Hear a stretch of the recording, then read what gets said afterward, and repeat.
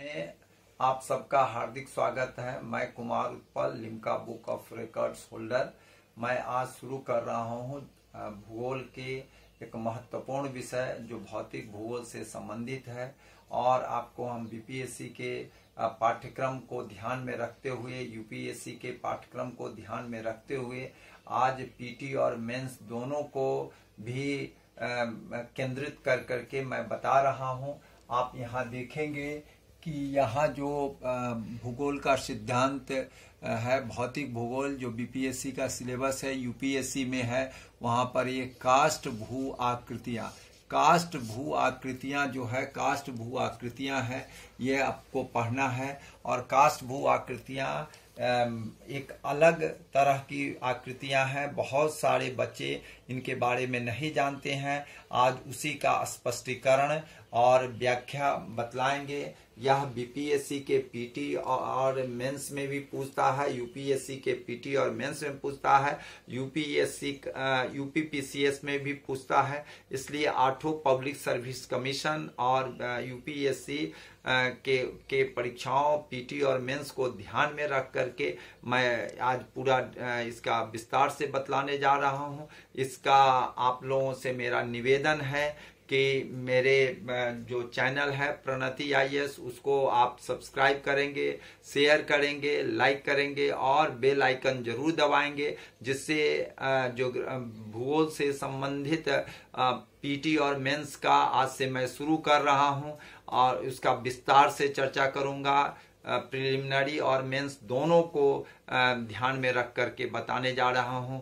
इसलिए आप जरूर से सब्सक्राइब करेंगे और लाइक बटन जरूर दबाएंगे, जिससे आपको नोटिफिकेशन अगला मिलते रहेगा वीडियो का। आइए मैं आपको बता रहा हूं कास्ट स्थलाकृति क्या है।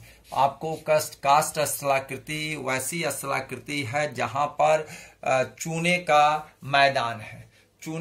चूने के मैदान को हम लोग कास्ट मैदान कहते हैं, और उसमें विभिन्न तरह के स्थलाकृति का निर्माण होता है। उस स्थलाकृति को आज पढ़ेंगे। पीटी और मेंस को ध्यान में रख करके मैं पूरा विस्तार से चर्चा कर रहा हूं। आप ध्यान देंगे कि कास्ट स्थलाकृति मीन्स चूने पत्थर का मैदान, जिसे जैसे हम बालू के मैदान को हम लोग रेगिस्तान या हम लोग उसको डिजर्ट कहते हैं, उसी तरह से चूने का जो मैदान है उसको हम कास्ट मैदान कहते हैं। और यह मैदान में जो स्थलाकृति का निर्माण होता है, उस स्थलाकृति को कास्ट स्थलाकृति कहते हैं, जिसको हम लोग अंग्रेजी में कास्ट टोपोग्राफी कहते हैं। इसको आप ध्यान में रखेंगे। कास्ट स्थलाकृति आपको पढ़ना है। कास्ट स्थलाकृति के अलावे हिम नदियाँ पढ़ना है, नदियाँ पढ़ना है, और अन्य ज्वालामुखी से संबंधित भी पढ़ना है। आपको जितनी भी स्थलाकृति पढ़ना है, भौतिक भूगोल का यह महत्वपूर्ण विषय है। आप देखेंगे 7-8 टॉपिक्स है। 7-8 टॉपिक्स में 4-5 टॉपिक्स आपको केवल विभिन्न तरह के स्थलाकृति से संबंधित आपके पाठ्यक्रम है। उस पाठ्यक्रम को ध्यान में रख करके मैं आपको बताने जा रहा हूं। यह आपको बहुत ही आसान है, केवल समझना है आपको कैसे कैसे इसकी स्थलाकृति का निर्माण हुआ। आप चाहे आप हिम नदियाँ पढ़ें, चाहे आप कास्ट पढ़ें, चाहे नदी पढ़ें, चाहे ज्वालामुखी पढ़ें, सभी में दो तरह की स्थलाकृति का निर्माण होता है। एक अपर्दनात्मक होता है, दूसरे निक्षेपात्मक होता है। अपर्दनात्मक होता है कि अपर्दन की जितनी भी क्रियाएं हैं, उस अपर्दन की क्रिया के द्वारा जो लैंडफॉर्म्स बनते हैं, जो स्थलाकृति का निर्माण होता है, उसको हम लोग कहते हैं अपर्दनात्मक स्थल रूप, मीन्स इरोजनल लैंडफॉर्म्स। उसमें आपको इरोजन के कई एजेंट्स हैं, अपघर्षण है, इसमें हर का अलग अलग है। यहाँ सॉल्यूशन के द्वारा इरोजन हो रहे हैं। कहीं विंड में तो बहुत तरह के हैं, जैसे आपको शनिघर्षण है, अपवाहन है, आपको अपघर्षण है। तो उसमें है। फिर अगर हिमनद में आते हैं तो उत्पाटन है। तो कई तरह के एजेंट्स है। इस एजेंट्स को आप ध्यान में रखेंगे तो आपको सारा जो स्थलाकृति है बहुत आसानी से आप समझ जाएंगे और आसानी से बना लेंगे। तो एक पहला जो है अपर्दनात्मक स्थल रूप। अपर्दनात्मक मीन्स अपर्दन की क्रियाओं के द्वारा जो लैंड फॉर्म्स बनते हैं उसको हम अपर्दनात्मक स्थल रूप कहते हैं। इरोजनल लैंड फॉर्म जो निक्षेप मीन्स डिपोजिशन मीन्स जहां कहीं कटाव होता है तो वह कुछ दूर जा करके या दूसरे जगह उसका जमाव होता है, तो कटाव को हम अपर्दनात्मक लैंड फॉर्म्स कहेंगे। और जहां निक्षेप होगा, जहां जमाव होगा, उसको निक्षेपात्मक हम स्थल रूप कहेंगे, डिपोजिशनल लैंड फॉर्म्स कहेंगे। तो यह दो लैंड फॉर्म्स, चाहे डिजर्ट लैंड फॉर्म्स पढ़ाएं या चाहे हम हिमनद पढ़ाएं, चाहे हम रिवर पढ़ाएं, चाहे ज्वालामुखी पढ़ाएं, चाहे अन्य और भी पढ़ाएं, वो सभी में दो तरह के लैंड फॉर्म्स बनेंगे। एक अपर्दन इरोजन के द्वारा और एक जो है जो आपको डिपोजिशन के द्वारा मीन्स जो जमाव के द्वारा जो स्थलाकृति बनते हैं उसको निक्षेपात्मक स्थल रूप कहते हैं। अपर्दनात्मक स्थल रूप में सबसे महत्वपूर्ण है लैपिस है।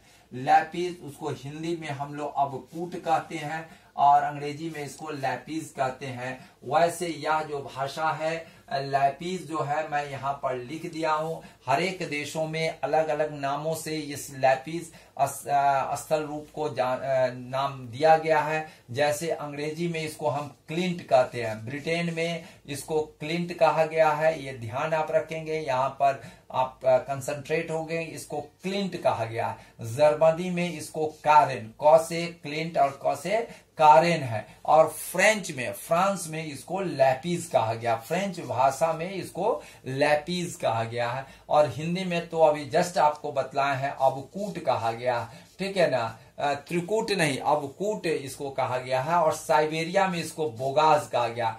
तो 1 2 3 4 5 नाम है जो पीटी में बराबर पूछे जाते हैं और मुख्य परीक्षा आप दे रहे हैं तो ये नाम नहीं भी देंगे, इसका कैसे निर्माण होता है उसके बारे में लिख देंगे तो बहुत है। एक नाम भी याद रखेंगे तो मोर देन एनफ है, क्योंकि वहां पर इतनी देने की जरूरत। लेकिन पीटी पॉइंट ऑफ व्यू से यूपीएससी और अन्य पब्लिक सर्विस कमीशन के लिए यह बहुत महत्वपूर्ण है। इसको फिर से मैं एक बार ध्यान दिलवा दे रहा हूं। अंग्रेजी में इसको क्लिंट कहते हैं और आपको जर्मनी में इसको कारेन कहते हैं और फ्रेंच में लैपिस कहते हैं, हिंदी में अवकूट कहते हैं और साइबेरिया में इसको बोगाज कहते हैं। ये पांचों नाम जो है आपको ध्यान रखना पड़ेगा और ध्यान रखने से आपका एक प्रश्न बन जाएगा।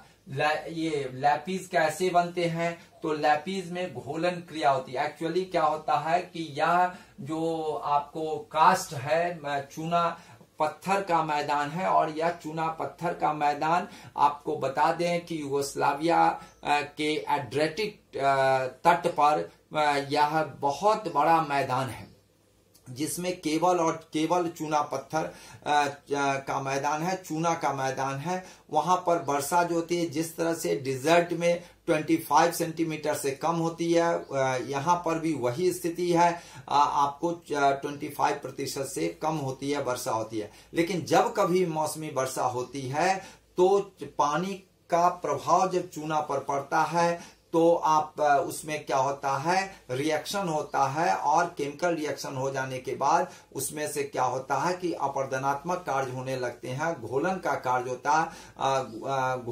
घुलनशीलता अधिक होने लगती है जिससे कई आपको छिद्र और कई तरह की स्थलाकृति का निर्माण होता है।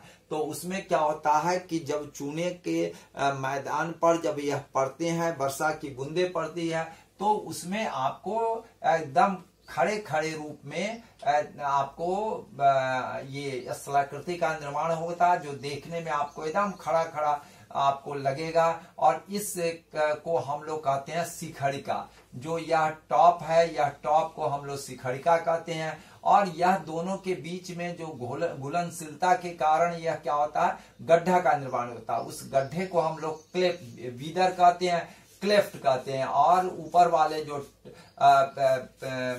नुकीले जो है दिखाई पड़ रहे हैं वह उसको हम लोग कहते हैं पाइनेकल्स, हिंदी में कहते हैं शिखरिका कहते हैं। अब हम आते हैं तो इसको हम लैपिस कहते हैं। लैपिस को ध्यान में रखेंगे। ये अधिकतर प्रश्न आपको इस नामकरण से पूछता है, इसलिए इस नाम को आप ध्यान रखेंगे। मैं इस सभी का पीडीएफ आपके डिस्क्रिप्शन बॉक्स में हमने डाल दिया है। आप डिस्क्रिप्शन बॉक्स में से जा करके आप देख लेंगे। आप लोगों के लिए एक सुविधा है, और इससे संबंधित प्रश्नों को भी हम डाल रहे हैं। आप देखेंगे, आपकी समग्र तैयारी के लिए ये सारे काम हम लोग कर रहे हैं। ठीक है, आइए हम दूसरा बतला रहे हैं, घोल रंध्र।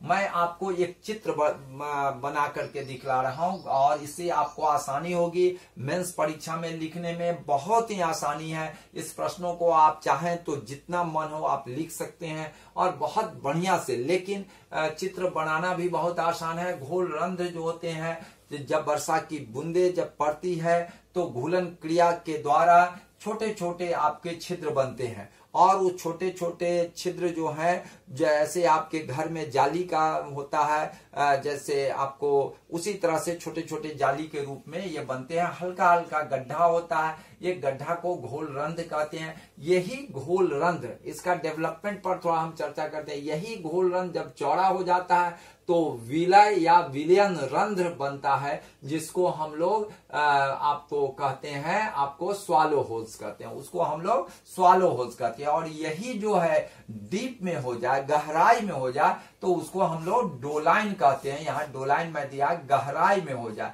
ये गहराई में है। और ये जब आपको कई डोलाइन, जब इसकी दीवार, जैसे ये टूटा यहां से, ये टूटा यहां से, तो क्या होगा, उसी का क्या होता है, उबाला। जैसे 2 2 4 है, और यहाँ पर 2 है, तो 2 इस मिल करके एक बनता है। मीन्स ये कोई जरूरी नहीं कि 2 ही, 2 से ज्यादा भी डोलाइन के दीवारें जब टूटती है तो युवाला का निर्माण होता है। और युवाला का यह दीवार टूटता है तो आपको यह राजकुंड पोल्जे बनता है। तो आप इसी का डेवलपमेंट है घोल रंध्र। घोल रंध्र छोटा सा होता है, जो जालीनुमा होता है, उससे आपको बड़ा जो होता है चौड़ाई में जो होता है, उसको विलयन रंध्र कहते हैं। विलयन रंध्र जो होते हैं, वो विलयन रंध्र से गहराई में, डोलाइन का एक ही सबसे बड़ा है कि गहराई में होता है। वर्टिकल इसका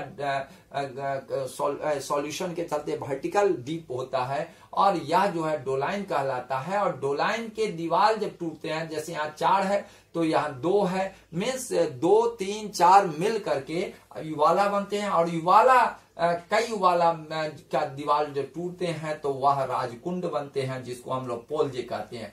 तो निरंतर घोलीकरण की यह प्रक्रिया है, यह डेवलपमेंट का प्रोसेस है। चित्र बनाना भी बहुत ही आसान है। मैंने चित्र आपको बना दिया है, जो आपको बहुत बेहतर ढंग से आप मेंस में मुख्य परीक्षा में लिख सकते हैं। आइए इस आपको हम पोल्जे पर बात करते हैं। पोल्जे में जो डिपोजिशन होता है, जो चूर्ण का डिपोजिशन होता है, उसमें आपको यह जो उभार नुमा जो बनते हैं, उसके बीच बीच में बनते हैं, तलहट्टी में जो बनते हैं डिपोजिशन, जो चूर्ण सब ये टूटते हैं। जब यह टूटते हैं दीवार, तो यह क्या होता है, चूर्ण सब डिपोजिशन हो जाता है। उस डिपोजिटेड, वह निक्षेपात्मक जो उभार होते हैं, उस उभार को हम लोग कहते हैं, आपको चूर्ण कुट कहते हैं, हम्स। यह हम्स के बारे में आपको बहुत बार पूछा जाता है, इसको आप ध्यान रखेंगे। राजकुंड में ही यह जो चूर्ण जो होता है, जो दीवार टूटते हैं, उस दीवार टूटने के बाद जो डिपोजिशन होता है, उसको, इसीलिए इसका नाम है चूर्ण। चूर्ण मीन्स होता है महीन टुकड़ा, और वह चूर्ण का जो कूट है, मीन्स जो पर्वतनुमा छोटा छोटा नुकीला भाग जो बन जाता है, इसी को हम लोग हम्स कहते हैं। ये बराबर पूछा जाता है, इसको आप लोग ध्यान रखेंगे।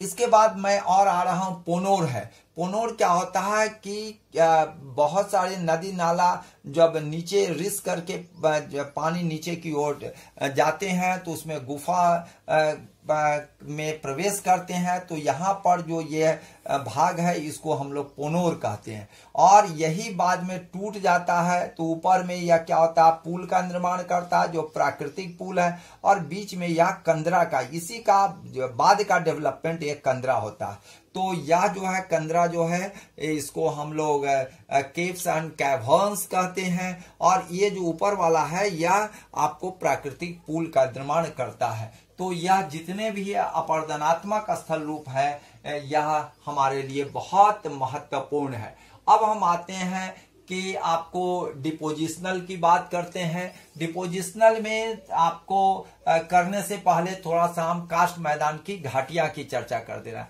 कास्ट मैदान की घाटिया में आपको धस्ती निवेशिका है, अंधी घाटी है, कास्ट घाटी या घोलक घाटी है, पॉकेट घाटी है और ड्राई हैंगिंग घाटी है। ये आपको 1 2 3 4 5 या जो आपको 5 है ये पांचों पीटी के लिए महत्वपूर्ण है। लेकिन मेंस के लिए आपको मुख्य परीक्षा के लिए यह अपरदनात्मक आप चर्चा कर देंगे, निक्षेपात्मक में 2-3 चर्चा कर देंगे, मोर देन एनफ हो जाएगा। इसलिए बहुत घबराने की बात नहीं है। ये आपका केवल और केवल पीटी के पॉइंट ऑफ व्यू से बहुत महत्वपूर्ण है, क्योंकि पूछ देगा धस्ती निवेश का क्या। आप जानते हैं ये घोल रंध्र जहां जाली नुमा असंख्य घोल रंध्र रहते हैं, तो स्वाभाविक है कि बरसाती जो पानी उसी जाली से होकर के नीचे जाएंगे। जैसे आपके घर में जाली रहता है जिससे पानी नीचे जाता है, तो उसी तरह से यह असंख्य वह आपको पोर्स होते हैं जो घोल रंध्र होते हैं, उसी घोल रंध्र से जो पानी जाता है उसको हम लोग धस्ती निवेशिका कहते हैं। और यह धस्ती निवेशिका जो होता है जहां से पानी जाता है उसको हम सिंक कहते हैं, जिसको हम लोग इसको सिंकिंग क्रीक कहते हैं। जिस छिद्रों से होकर के जाता है उसको सिंक कहते हैं, और जब नीचे पानी जाता है उसको धस्ती निवेशिका कहते हैं। और आपको स्वाभाविक है कि मान लीजिए यहाँ पर आपको हम बना रहे हैं, यहाँ पर आपको बहुत सारे जाली है और इस जाली में पानी आपको इधर से आ रहा है, ये पानी इधर से प्रवेश करेगा, इस जाली से होकर के प्रवेश करेगा। तो यहाँ पर क्या होगा कि यहाँ पर बराबर कटाव होगा, तो यह जो है नीचे इसका स्तर जो है नीचे होते जाएगा मीन्स, और इधर जो बहुत ज्यादा पानी आएगा तो यह आगे की ओर बढ़ेगा। लेकिन इसकी ऊंचाई जो है यह जो है नीचे गड्ढा होते जाएगा। तो यह जो यहाँ से नदी उद्गम है, मान लीजिए यहाँ उद्गम है, यहाँ पर उद्गम है जिसको हम लोग सोर्स कहते हैं, यह सोर्स है। तो यह सोर्स से उद्गम से यहाँ तक का ये गड्ढा नुमा हो जाएगा, ये गड्ढा नुमा हो जाएगा। इस गड्ढे नुमा पार्ट को जहां से पानी सिंकिंग क्रीक होकर नीचे जाता है, यहाँ से यहाँ तक को अंधी घाटी कहेंगे, इसको हम लोग अंधी घाटी कहेंगे। यह बहुत महत्वपूर्ण है। जहां से उद्गम से लेकर के जहां से पानी नीचे अंडरग्राउंड जा रहा है उसको अंधी घाटी कहते हैं। और यहाँ से यहाँ तक का जो क्षेत्र है वह क्या कहेगा, आपको कास्ट घाटी कहलाएगा। यह कहलाएगा कास्ट, इसको कास्ट घाटी कहेंगे, इसको हम लोग कास्ट घाटी कहेंगे, जिसको हम लोग आपको कास्ट वैली कहते हैं। अब यह जो 3 बातें एक ही जगह है, या नीचे हो जाएगा, मैं कराइए आपको, क्योंकि जहां से उद्गम हो रहा है नदी का, यहां से उद्गम हो रहा है, और जहां से या जो है नदी मीन्स पानी का बहाव, अचानक जो वर्षा का बहाव है यह नीचे यहां से यहां तक कटाव होते रहेगा, और यहां से पानी नीचे की ओर चला जा रहा है। तो यहाँ सिंकिंग क्रीक है, ये सिंकिंग क्रीक है, और यह जो है गड्ढा होते जाएगा, इसकी गहराई ज्यादा हो जाएगी नीचे, तो इसको अंधी घाटी कहते हैं, इसको हम अंधी घाटी कहते हैं। और यह जो है कि बहुत ज्यादा वर्षा होने पर यह इधर की ओर आगे की ओर बढ़ेगा, लेकिन इसकी ऊंचाई ज्यादा होगी, यह ऊंचा रहेगा और यह नीचे होते जाएगा, तो इसको हम लोग अंधी घाटी कहते हैं। यहां से पानी जो नीचे जाता है उसको सिंक कहते हैं और सिंकिंग क्रीक कहलाता है, और यह जो है कास्ट घाटी है। तो 3 पॉइंट एक ही चीज से जुड़ी हुई, धस्ती निवेशिका, अंधी घाटी और कास्ट मैदान। अब आते हैं पॉकेट घाटी आते हैं। पॉकेट घाटी में मैंने आपको अभी जस्ट बताया है कि कुछ प्रवाल जो है, कुछ स्थानों की चट्टाने प्रवाल जो है भेद्य होती है, जिसके आधार में क्या होता है, स्थिर नदी के खरे डाल वाले मुहाने से पानी नीचे जाता है, जिसमें गड्ढा बनते जाते हैं, और गड्ढा बनने से पॉकेट घाटी का निर्माण होता है, इसलिए इसको हम लोग पॉकेट घाटी, छोटा छोटा पॉकेट के रूप में डिपोजिशन हो जाता, गड्ढा हो जाता है। उस गड्ढे को, छोटे छोटे गड्ढे जो बन जाते हैं उसको पॉकेट घाटी कहते हैं। और ड्राई हैंगिंग क्या होता है कि ड्राई हैंगिंग में क्या होता है, जब नदियां चूना पत्थर रहित क्षेत्रों से चूना पत्थर वाले क्षेत्रों में आता है तो उसमें क्या होता है कि अपर्दन करती है और उससे उस क्षेत्र का जल स्तर जो है, वर्षा के समय ही जल उत्पन्न होता है। जल की कमी से नदियां जो है अपेक्षाकृत काम नहीं करती है, जिससे यह मुख्य घाटी पर, दूसरी घाटी पर यह लटकती है। जैसे मान लीजिए कि यह घाटी है और यहाँ से सहायक नदी ये आ रही है और यह सहायक नदी पर यह लटकती हुई नजर आएगी, तो इसीलिए इसको आपको ड्राई हैंगिंग वैली कहते हैं। और ये रहता है क्योंकि वहां पर पानी की कमी हो जाती है, जिससे ड्राई हैंगिंग वैली कहते हैं। अब हम थोड़ा सा चर्चा कर रहे हैं आपको डिपोजिशनल लैंडफॉर्म में। डिपोजिशनल लैंडफॉर्म में स्टेलेक्टाइट है, स्टेलेग्माइट है और कंदरा स्तंभ है। जब तापमान अधिक हो, अगर केव्स में, जैसे अभी हम बताएं कि कंदरा है, यहाँ पर आप देख रहे हैं, ये कंदरा है।